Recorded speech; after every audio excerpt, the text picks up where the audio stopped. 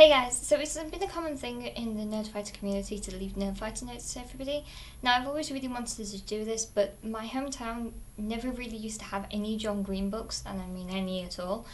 So now that the fact that the False Nest is really popular, and I thought it would be a perfect opportunity to do some Nerdfighter noting. So I shall take you with me on my Nerdfighting noting experience. So the first thing I did was I started to write Nerdfighter notes, so it was just DFTBA, the developer's channel, and telling them to go check out Hank and John's channel, Best Wishes, a Nerdfighter.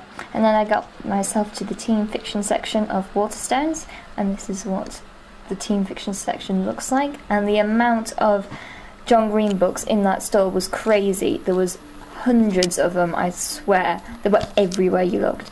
And now I'm going to start putting my Nerdfighter notes in, and I was trying to film whilst putting these Nerdfighter notes in, so as you can see, it was a bit sketchy, as I was quite concerned about the fact that the only real people who were in the store were workers of Waterstones, so trying to film yourself while putting pieces of paper into a book, I'm not sure if that's legal in this country, but oh well. But I finally figured out a decent way of slipping them in there. I'm back now from Nerdfighter noting. That's not a word. When I was in Waterstones, I walked in, and right in front of me was quite a big pile of the False Nest.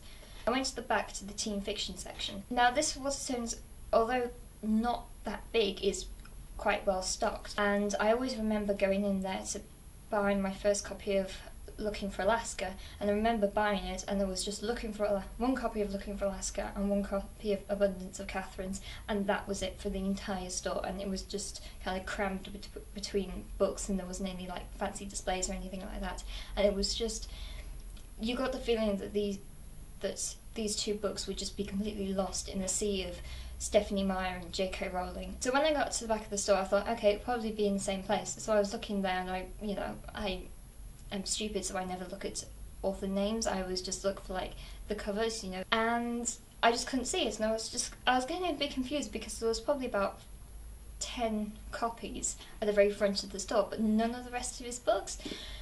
But then I turned around and I just stopped, because I think it was Easter when I first bought Looking for Alaska, and there was 2 books. Now there was a section that was about this big with Paper Towns, Looking for Alaska, Abundance, Catherine, Wargroves, and I thought this was amazing. I just kind of stood there and think, John Green, you dude, you've done it, and it was just amazing. There were loads of Tiffios around the store, and I think it's amazing the fact that we're part of a community of a man who wrote this amazing book, and his brother, who's an amazing songwriter.